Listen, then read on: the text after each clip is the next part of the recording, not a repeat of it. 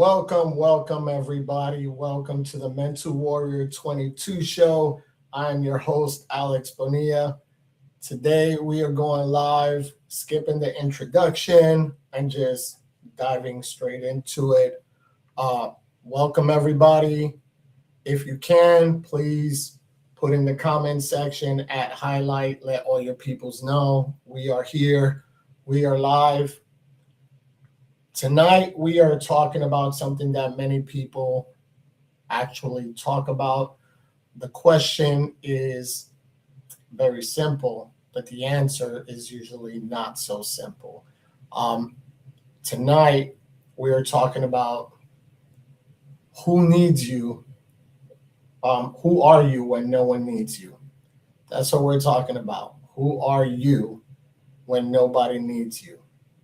You know, for years, many of us have built an entire identity around being needed. We became the provider, the protector, the caregiver, the veteran, the parent, the fixer. We are often the strong one, right? We're the one that everyone calls when things fall apart.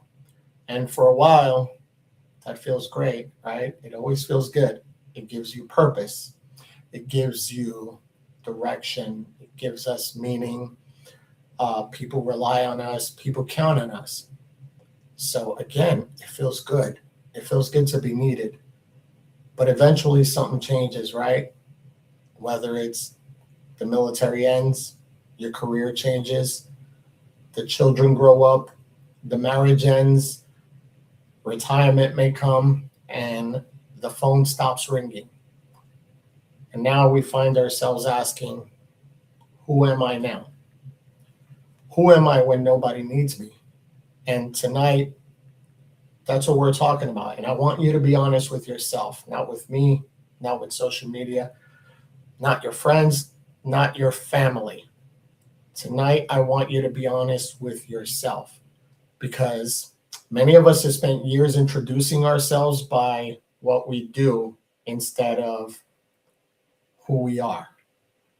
And, but the question is, who are we underneath all of these titles? Because the titles change, right? Your roles end, the jobs disappear. Again, the children grow up, they leave the house, the uniforms will come off, the relationships will change. But underneath all of that,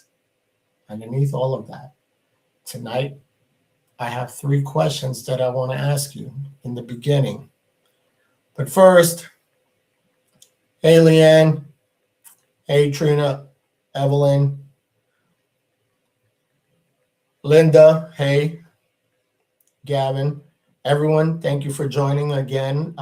If you can, listen, let's put this on blast in the comment sections, highlight your peoples, followers. Let's get this thing going. Let's share this with everyone. So, question number 1. I'm pretty sure I'm a mermaid underneath all of this, taking care of everyone else. Listen, you never know. You never know. Probably. But here's question number 1 that I want you to ask yourself. Who have you spent your life being? Who have you spent your life being? That is question number 1. Question number 2 is, what role defined your worth? There's always one. There usually is. What role defined your worth? Was it the military? Was it the parent? Was it something else? Sometimes your heart needs more time to accept what your mind already knows. I agree. A mom, see? That's important. And a lot of times we hang on to these things, right? When you become a parent, especially, that's a big deal. That is a big deal. So Question 3. If that role disappeared tomorrow, who would still remain? If that role disappeared tomorrow, who would still remain? And those questions may be simple for some, it may be uncomfortable, but again, growth usually begins with uncomfortable questions. So we're going to ask these tough, uncomfortable questions. You know, a lot of us, including myself, had to learn this difficult lesson. You know, my purpose was never my position, but a lot of us held on to that, right? It's a tough lesson to learn that your identity was never your title. You know, pleasing my mom, Leanne, replying, I forgot question number 2, but I will always be a mom. You're right. But it's different when the kids grow up and they leave the home, right? When they become self-sufficient, because some will always run back home. But for the most part, once they leave, you know, you kind of lose that identity. And that's what we're talking about here tonight, because many people listening right now, you know, some of us here, some of you guys may feel exhausted. Some are grieving. Some feel invisible, not noticed, forgotten, right? Some have spent years taking care of everyone else that you don't know how to take care of yourself anymore. And if that's you, then let's talk about that. I want you to know that you're not alone. You're not the only one who feels that way. And that's what we're doing here, right? This conversation isn't about losing purpose. It's about rediscovering that purpose. It's about finding the person underneath the responsibilities, underneath the expectations, the person underneath the survival mode. Throughout tonight's conversation, I want you to participate. I want you to drop your thoughts in the comments. Answer the questions if you can, share your experiences, because somebody else is listening and they may need your words. So again, thank you for joining. Jojo, the sun, in a sole source of joy for others' way, heavy burden. It is. And that's something that we chose to step up and do. And some didn't even, you know, it felt like our calling. We did it. We stepped up. But it almost becomes our secondary MOS. It becomes our job. Like, that's it. It's an attachment. And there's a lot of energy vampires who will feed off of that too. So I want you to ask yourself, who are you outside of your responsibilities? What titles have you attached your worth to? What version of yourself are you still trying to become again? So, Leanne, big kid, still in college, so she hasn't leveled all the way up to adult. However, having an empty house for about a year let me really actually do me for the first time in my life. Right? Listen, there's like it's that double-edged sword, right? Like once the kids are out of the house, you're like, whoo, kids are grown. I can do me again. But then it's bittersweet, right? Because then sometimes the house feels a little too quiet for some. Tasha, when you no longer have purpose from a title after caregiver change and who don't have children, you can definitely have your doubts regarding purpose. Absolutely. It's tough.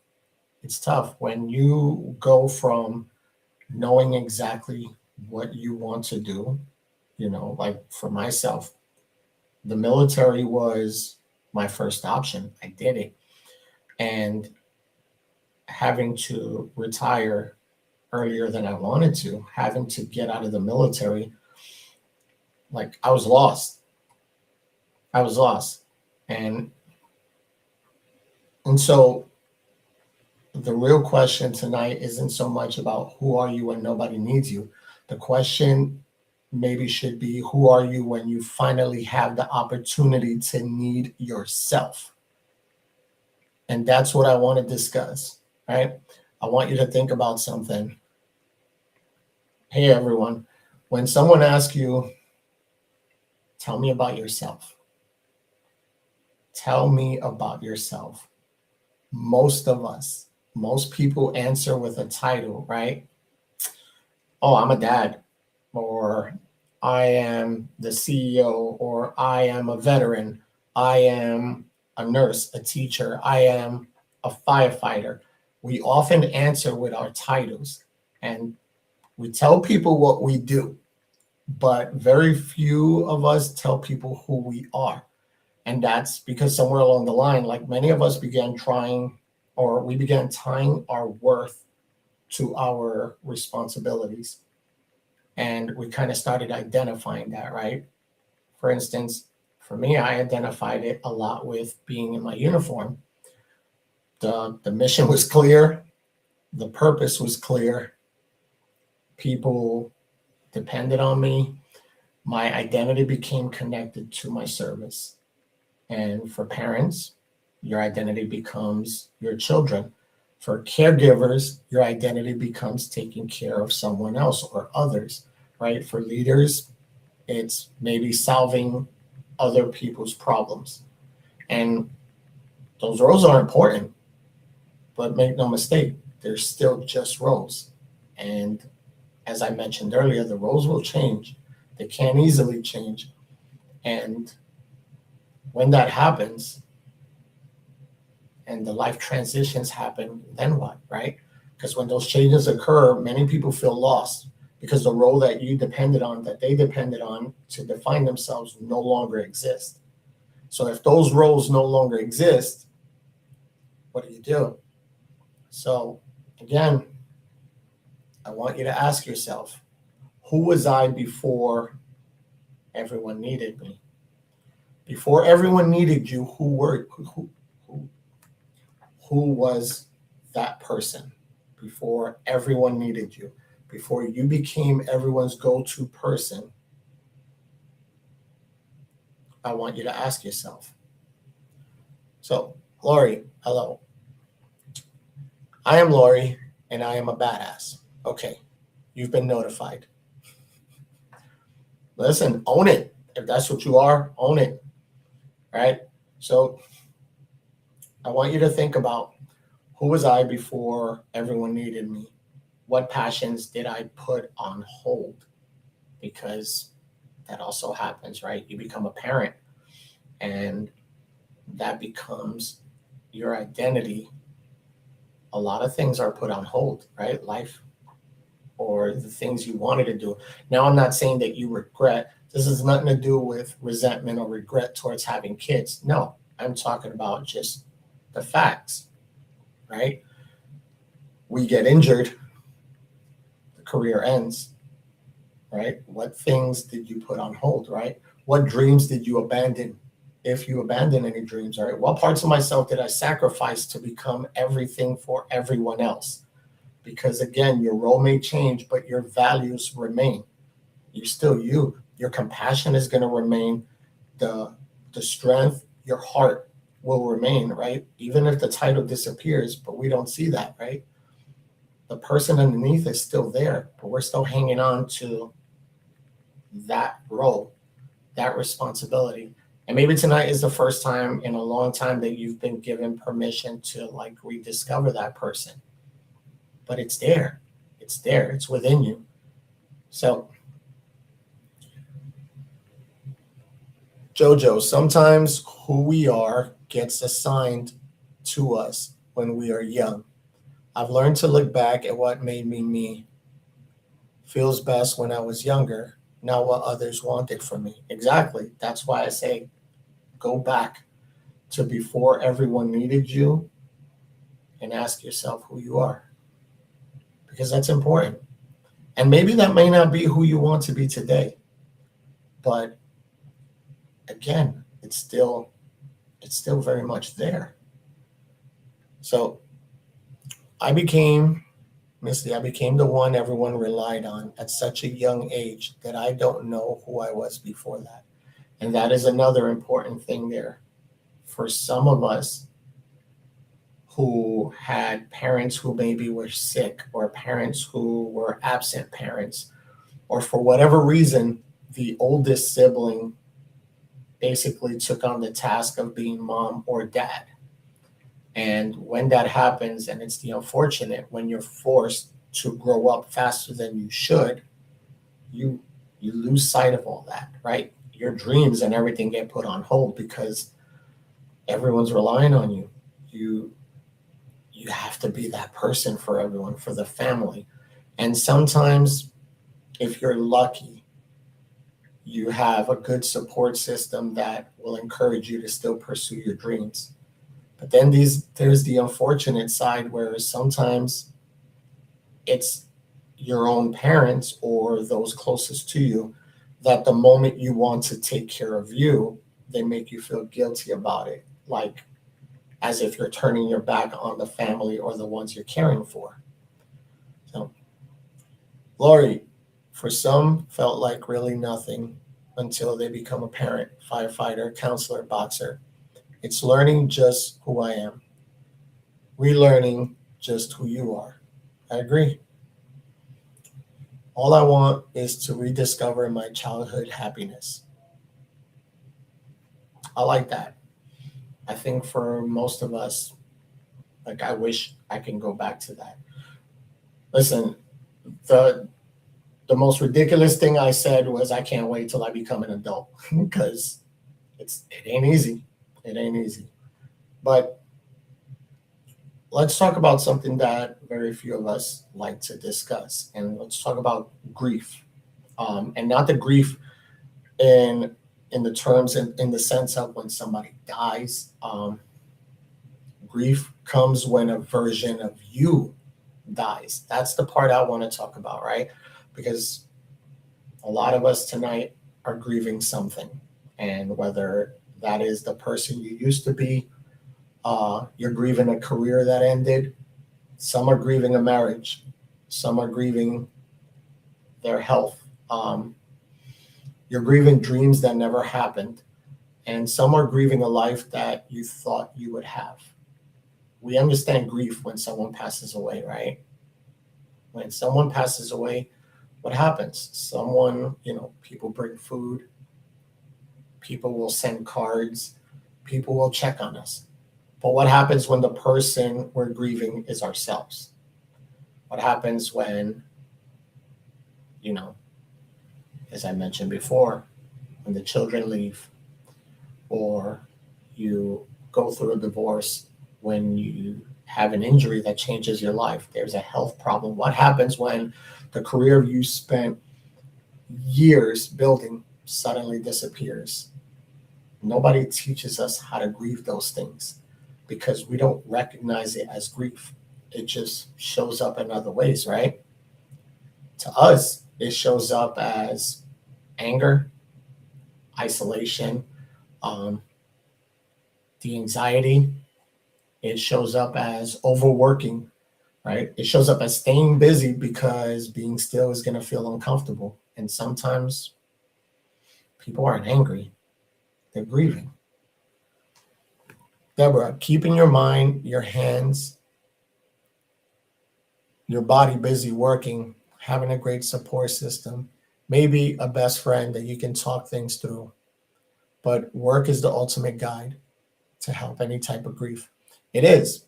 It's just really important that we understand the there's working and then there's overworking yourself. Don't become so consumed with your work that you lose sight of your journey, your healing, and giving yourself that grace, right? And then there's the ones who aren't working. Sometimes people aren't lazy, they're just really exhausted. People become disconnected. So, again, what version of yourself are you still trying to get back to? Is that the person that you were before the trauma, before the divorce, before the deployments, the diagnosis, before your life changed? Because it's something I had to learn myself. Healing isn't always about becoming who you used to be. Sometimes healing is becoming someone new. Sometimes you, just as if you're killing the ego, sometimes you have to just grieve that version of you, but you become someone new. And just because you become someone new, it doesn't mean that's a bad thing. You take the experiences and everything, and uh, time and place for them. Okay. Um, you know, Life changes. Experiences will change us. Loss will change us. There's so many things in life that will change us, especially as kids, as you're growing, it will change you. So maybe the goal isn't to go backwards. Maybe the goal is to move forward, but with wisdom, with experience. I know there were periods in my own life where I kept trying to become a person that I was before the deployments, before the injuries, before the transition, but eventually I realized that that person wasn't coming back. And I had to learn that that wasn't failure. I labeled that wrong. I held on to that. It has to be failure, but it wasn't. It was growth. The old version of me helped create the person that I am today. And perhaps that's true for you too. Maybe you don't need to find the old you. Maybe you need to give yourself permission to meet a new you. And as we move forward in this, we're going to talk about something many of us know very well, right? And that's the cost of always being the strong one. Tina, I felt it's been so difficult aging, body changing, your mind changing, and being alone for so long changes who we are as well. I stay stressed about being able to maintain my life and being the best to my family as I can. I feel like I fight to be my best. My body fights me back. Then I must make changes to take care of my mom now because she was always there for me. I grieve many things, dreams, health, self, and all the lost time I created in my mature self. I'm angry with myself, and the gym is what helps me feel a little better. I'm glad that you have the gym to help you feel better, and I thank you for sharing that. Um, I thank all of you, everyone who's tuning in right now, who's commenting. Listen, I thank you for being vulnerable with me, with everyone, and sharing. Um, it's not easy, and aging is another thing that you can't slow that down. It's going to happen. It's the inevitable. A lot of people may tell you, hey, take this pill, drink this, whatever. You're not fighting that, um, or you're not stopping it. And it's a rough transition. And I would encourage you to look at how far you've come, look at everything you've accomplished, and rather than being angry with the aging in time, it's you're hitting the gym, you're doing all these things that you're doing at your age, whatever your age may be, you're doing it. And you're adding years to your life. You are doing it for a reason, whether it's therapy, whether it's you just want to look good at the beach, but it's taking that power back and not seeing it as a negative because it's the unfortunate, right? We can't go back and change that, but we can focus on how we view moving forward. So let's talk about the strong ones. Let's talk about the strong ones. The one that everyone calls, the one that everyone depends on, right? But it's also the person that always says, what? I'm fine. Because if we're being honest, many of us spent years carrying everyone else. We solve problems, we fix them, we show up, we provide, we protect, we can carry all this alone, right? And somewhere along the way, we begin to believe that our value, our value comes from how much we can carry, how much we continue to put in that backpack. We become that strong one again. But as we often learned, who checks on the strong one? Who asks how you are doing? Who notices when you're struggling? Because if you're constantly being the strong one and telling everyone you're fine, then how will they know? How will they truly know that you're struggling if you are hiding behind that smile? How can they tell, right? How can they see the battles that you are fighting behind it? And many people listening tonight have become experts at appearing okay. You know, we go to work, take care of our families, we do good, or we try to do good, right? We smile, we show up, but internally we're just exhausted. And exhaustion often looks like falling apart. It doesn't always look like falling apart. Exhaustion can look to a lot of us like never sitting still, having a hard time sleeping, sometimes trying to always stay busy. Some of us get irritated easily, or we just feel disconnected. Shannon, that's my response to everyone. I'm fine because I don't want to burden them. I find that interesting because that's something that I think most of us has said at one point in time. I'm fine. I don't want to burden everyone, but you're willing to carry everyone else's. And you can accept, like, you know what? They came to me, so I need to help them. Like, they need help. They opened up. I need to take care of this. It's serious. But when it comes to you, you don't want to burden anyone else. So you carry it alone. And we don't take our own advice.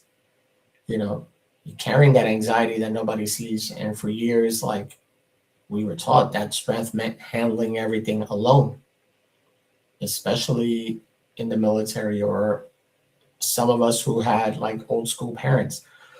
Being a man, being a leader, like, you were taught to push through, right? How many women were raised by a very strict mom who was very old school, and regardless of the issues in the relationship, mom was like, no, suck it up.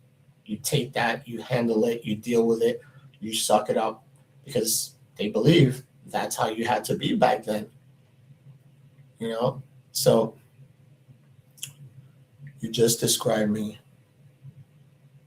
Dakota, thank you. Um, you know, that's most of us. And it's the unfortunate, right? When you become the strong one, you don't complain, right? You want to handle your business. You're the resilient one, right? And while the resilience matters, there comes a point where carrying everything alone is just going to become a burden, right? Strength without support becomes exhaustion. Strength without connection becomes isolation. And strength without healing just becomes survival mode. And I know there are periods in my own life where people may have seen me as a strong person, but internally, I was struggling. You know, and many veterans, most people understand this, right? My parent, like many parents, understand this. You can be surrounded by people and still feel completely alone. You can help everyone, but still not know how to help yourself. And perhaps one of the hardest things that many of us do is ask for help. You know, asking for help isn't a weakness. We tell everyone this. We tell everyone this all the time, and yet we're not taking our own advice. It's not a sign of weakness, but it's actually courage. You know, what if strength isn't carrying everything alone? You know, what if strength is allowing someone to walk beside you? And maybe tonight, your next step isn't about fixing everything. Maybe it's simply just being honest. Maybe it's calling someone, attending a walk, joining a community. Maybe it's saying, I'm struggling, you know, because healing doesn't happen in the isolation, and you don't have to carry these battles alone. So before I move any further, we're going to stop for a moment, take a breather. Theo, can you please pay the bills? Man of Warrior 22 isn't just a pound. It's a reminder to keep going when life gets heavy. Visit MW22 Shop and check out the latest shirts, hats, mugs, and gear built for the mindset, not just the look. Stronger together, no one stands alone. If you need coffee that actually hits different, this is it. Fuel your mind, elevate your day. Go to Aerial Resupply Coffee Company, proud sponsor of the Mental Warrior 22 show. Use MW22 for 20% off. Link is in my bio. Empowering Holistic Health is a proud sponsor of the Mental Warrior 22 show and a proud partner of the Mental Warrior 22 Foundation, helping people focus on wellness from the inside out. From health programs and supplements to apparel designed to support your lifestyle, she is building a community around better health and better living. Visit empoweringholistic.com for more. RTS is a proud supporter of the Mental Warrior 22 mission, focused on purpose, leadership, and building stronger people and stronger communities. If you're looking to grow, lead, and elevate your mindset, visit yesrts.com and learn more about what RTS is building. Built with purpose, driven by impact.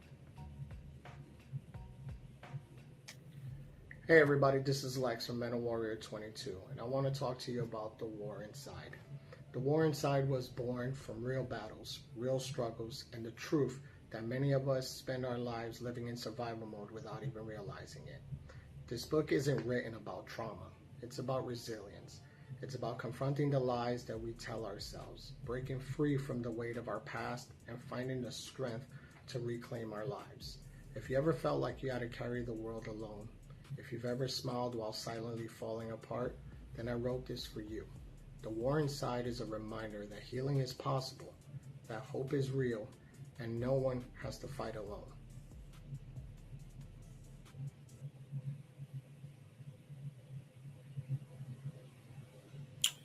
Welcome back. Welcome back.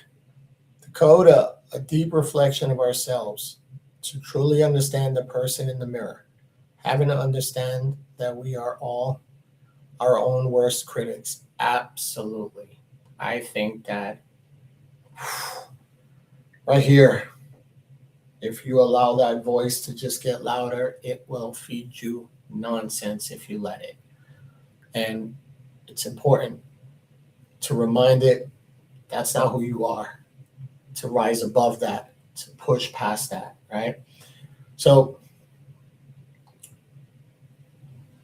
again, a lot of us tend to get in our own heads and we don't let other people do that.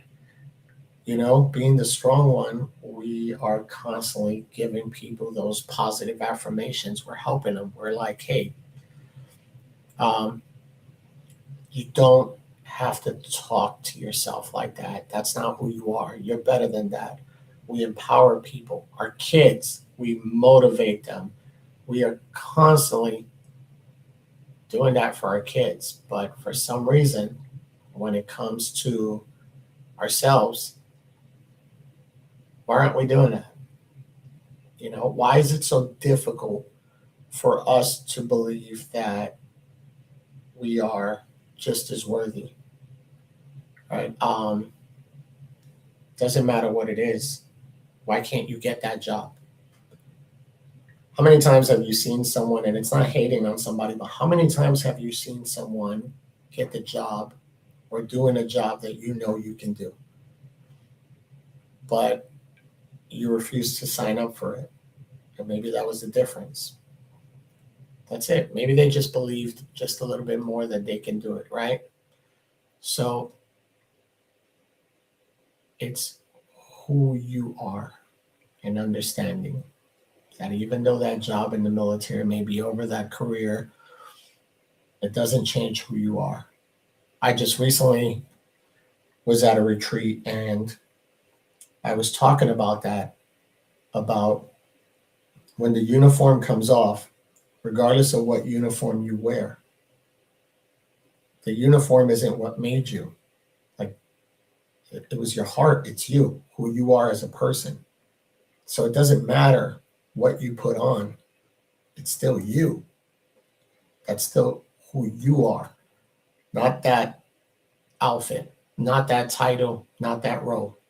No one's going to remember that at the end of the day.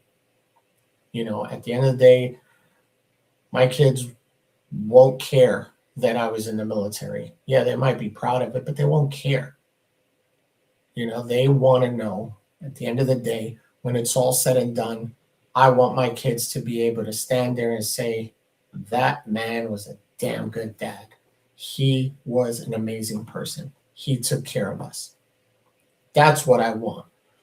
Don't care about the other titles or any of that stuff. So let's talk about, we talked about the grief, the identity, and the cost of being the strong one. But as we know, awareness alone doesn't create healing.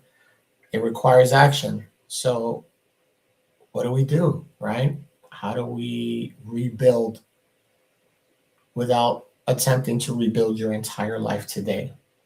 This is never what we're trying to do. We're never trying to, I'm not here to rebuild your life today. I'm helping you take that first step forward.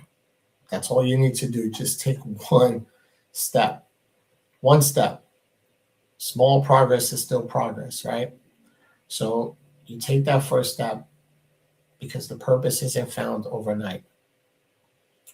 Danielle, the jobs that make me the most uncomfortable are the ones I go for.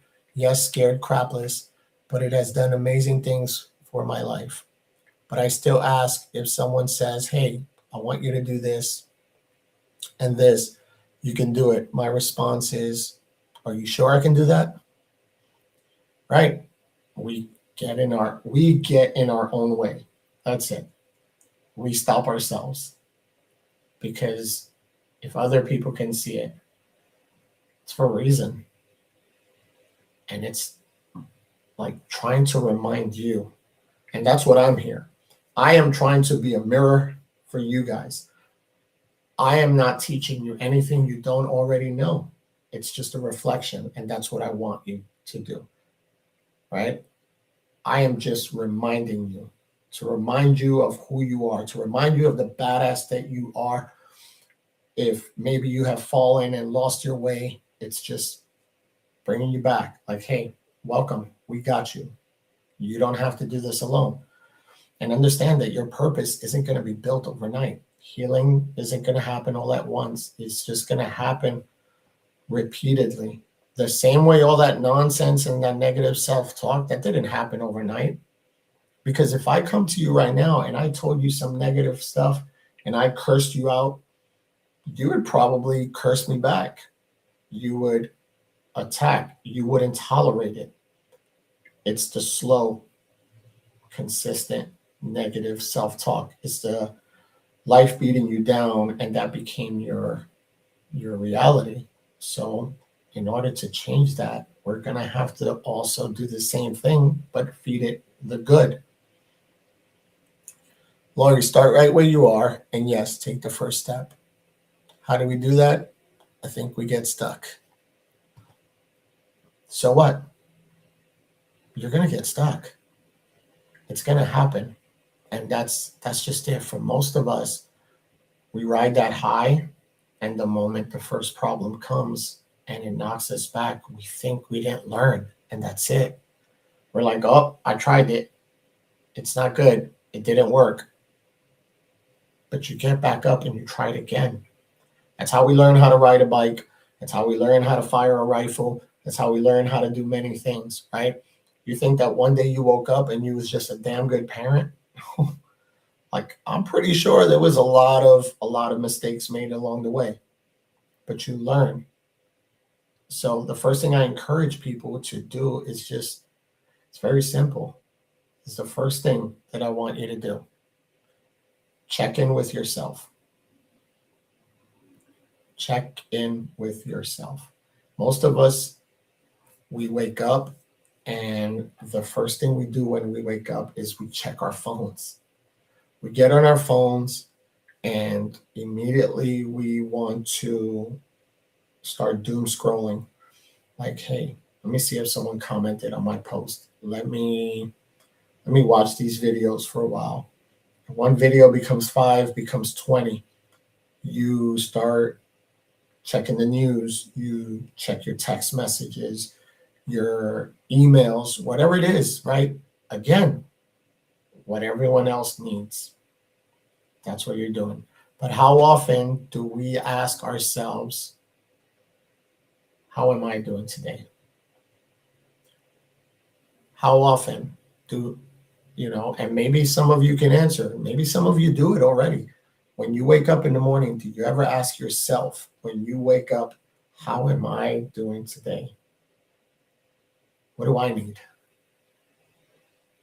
What am I carrying? What would help me today? Before you even check anything else or check on everybody else, do you sit and ask yourself these questions, right? Again, how am I doing today? What do I need? And what am I carrying? Simple questions, but a lot of times we don't ask. We get distracted by the phone. And if you're a parent, immediately you jump up and you're taking care of the kids and you forget to put your oxygen mask on first and then focus on everything else. Um, Shannon, I wake up and go straight into my day. A lot of us have done that. I am guilty of doing that at some point. Now I try to wake up a few hours before my daughter has to get up. Before she starts her classes, I try to get up and have a little me time, right? Whether that's coffee and meditation, coffee and reading a book. It's it's taking that time for myself because man, you're just constantly going to be in a state of anxiety and alert. If the moment you jump up, you're going straight into your day, everything is going to feel like you're in a hurry. Everything feels like I'm back home. Being from New York, everything is go, go, go. And a lot of people are in a hurry to go nowhere fast. And if you don't take a moment to slow down, you're just constantly on that survival mode. And by the time you get home and you lay down, good luck trying to slow that down. Some of us, we might crash and go to bed, but that's not healthy. That's only going to be, that might work for a few nights. So, Danielle, I wake up, have my coffee, take a deep breath, and then start kicking the day's butt.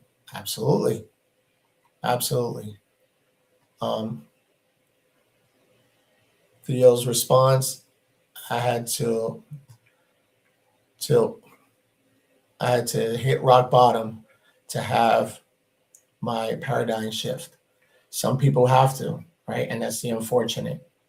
That's the unfortunate part, right? Sometimes we have to hit our rock bottom, but it doesn't always have to be that way.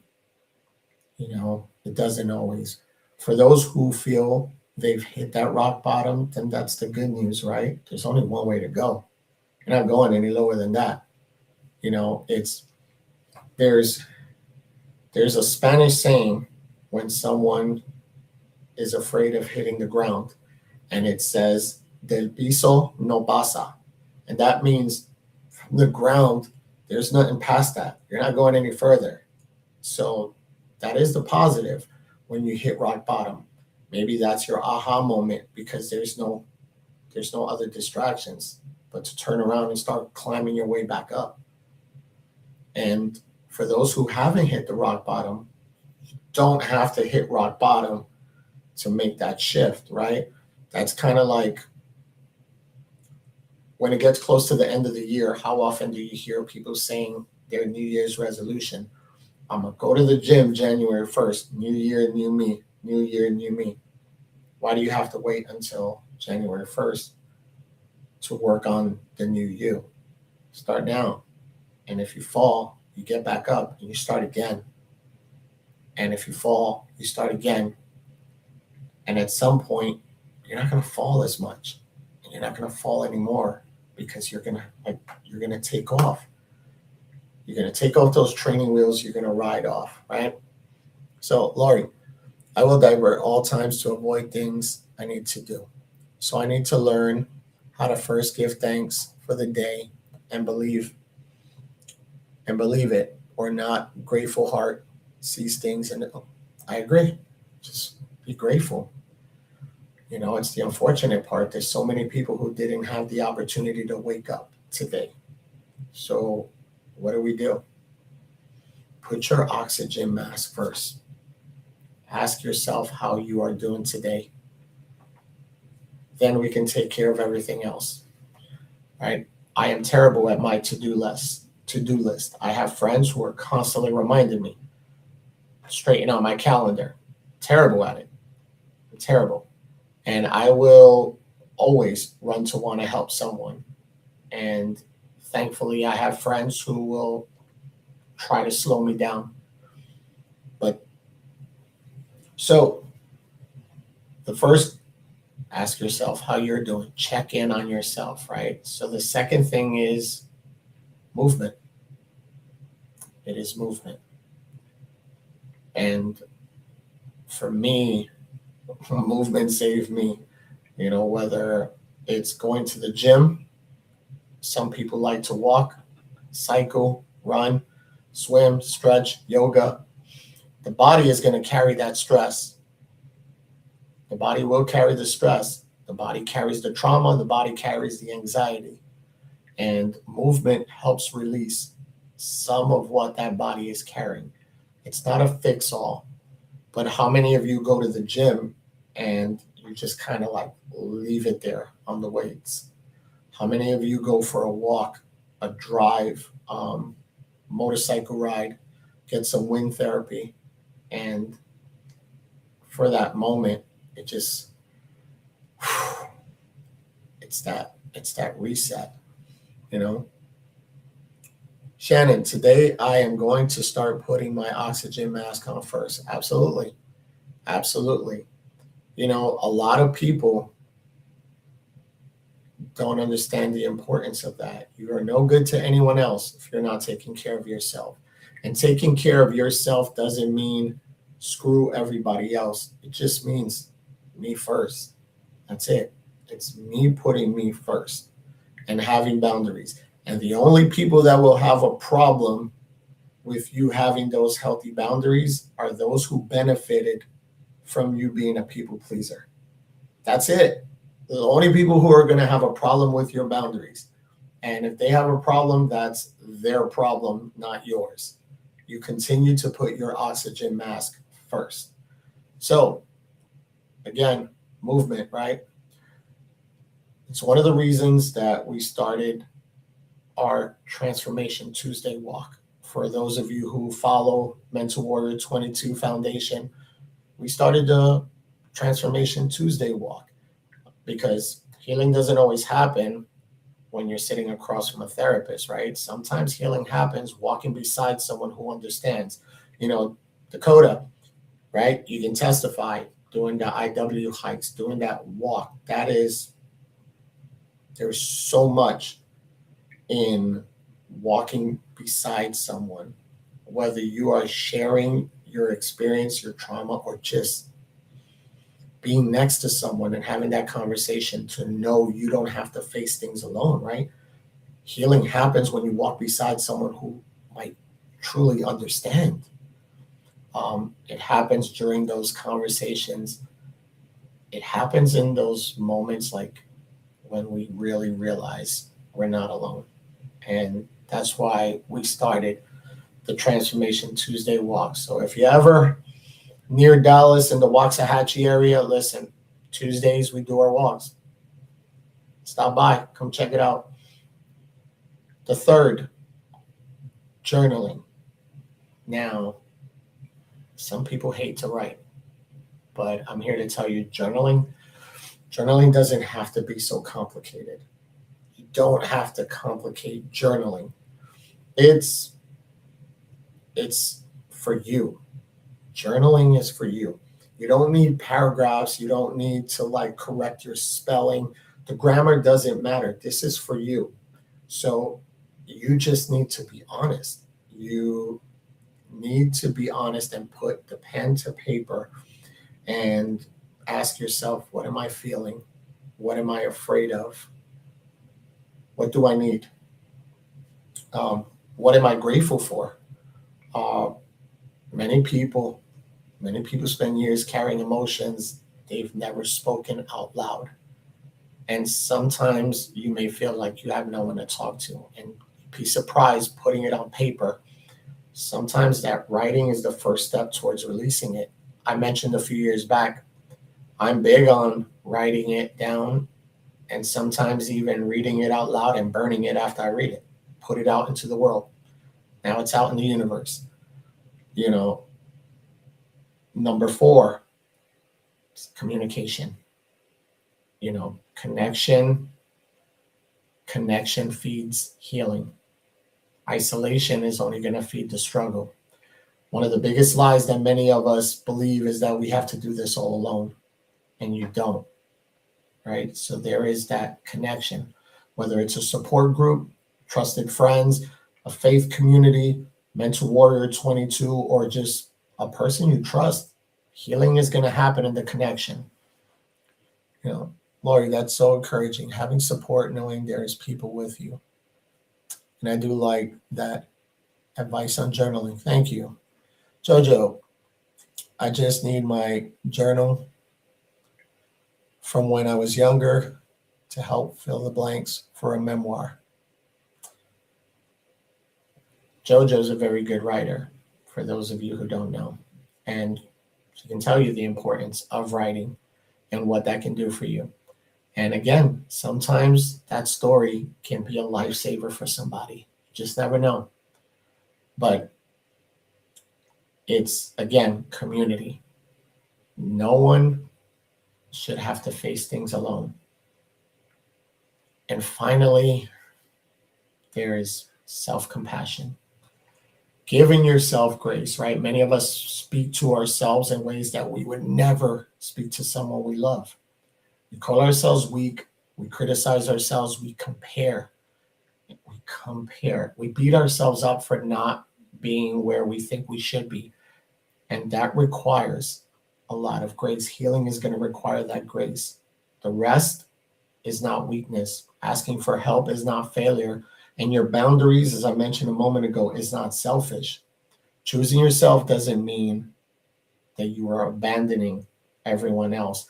And understand that, because that's a problem that most of us have. We criticize ourselves because when we put ourselves first, we feel like, oh, but I have my family to take care of. I have this. We start kind of justifying why we shouldn't.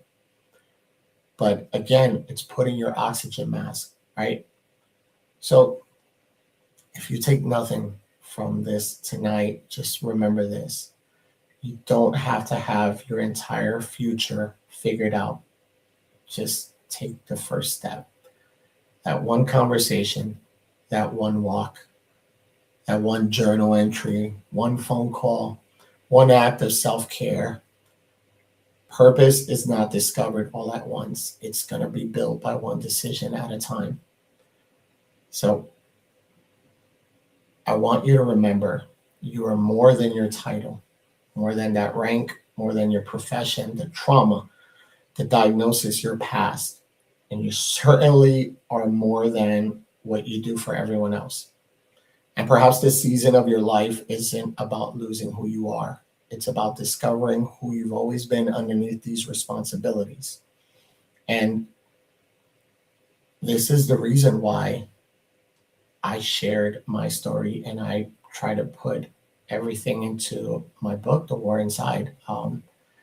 It was written for people like myself, like you, who spent so many years in survival. And now we're just ready to begin living again. So I encourage you guys, reach out, seek that community. Visit our website, mw22.org. There is actually an email thing there that I can start reaching out to you guys and sending you events and all the cool stuff that we're going to be doing. We have our first, besides the Tuesday walks, we have our fundraiser that we're doing in August. It's going to be a motorcycle ride. We're going to have stuff for everybody. Bring the kids, come on out. And if you can't make it out here, then again, just join the community. Visit mw22.org, sign up, and let's get connected. If some of you guys want to talk to me one-on-one, I have a one-on-one there. And if you can't get to me, then get to someone. Reach out to someone. It doesn't have to be what I do, but reach out to someone. Do not feel like you have to carry this alone, because you don't. I'm glad you're here to speak about the hard stuff. I appreciate that. And I'm trying to be better at giving myself grace, because I can give everyone advice and be going through the same thing you're going through, but yet I expect more out of myself. So this is me looking at myself in the mirror as I'm speaking to you guys, to let you guys know, like, I don't have all the answers. I go through stuff just like you. But I am also grateful to have you guys here to build this community, because this is what I've always dreamed of, to having a community that we can all come together, regardless of what your religious preference is, your politics and all that. At the end of the day, it's us here and how we treat each other. So, Anya, sometimes it's hard to find someone to talk to, because a lot of times they're uncomfortable when you show vulnerability, because they're used to you being the strong one. I agree. But if you talk to someone and they make you feel that way, then that's probably not the person to talk to. If you can't, again, you guys know where to find me. Reach out. I'm on every platform and all my things are public. Reach out if you need to. But understand that if someone makes you feel bad for opening up, then that has nothing to do with you. And like you mentioned, they become uncomfortable because they were also never taught how to have those hard conversations. So take a moment to step back and understand that maybe that's a different conversation you guys need to have before you completely decide to brush that person off as well. Just look at it from a different perspective. So understand, again, you don't have to have everything figured out. You just have to take the first step. So before we close tonight, I want to, again, ask you one final question. Who are you becoming? Who are you becoming? Because your story isn't over. It isn't over, not even close. Your purpose is not finished. And your next chapter is still being written. So ask yourself, who are you becoming? Sometime tonight, even when you write down in a journal, pull out a piece of paper and a pen. Ask yourself, who am I becoming? Your next chapter it's up to you. It doesn't have to be a sprint. You can take your time and do that. We're always here. And before I go, starting next week, this show will be on Wednesdays. I've always wanted to go back to Wednesdays and have it as a part of Wellness Wednesdays. I will be doing this show next week on Wednesdays, and it will be on Wednesdays. Thursday, I am fortunate enough, I will be in Addison, Texas, doing my very first book signing. So again, the show will be on Wednesdays. I will post it up. Thank you all for being a part of this show, for being on this journey together, right? Remember, everyone will see the warrior, but very few understand the war that's inside. We are Men of Warrior 22. We're stronger together, and no one should stand alone. Thank you, everybody. Have a good night.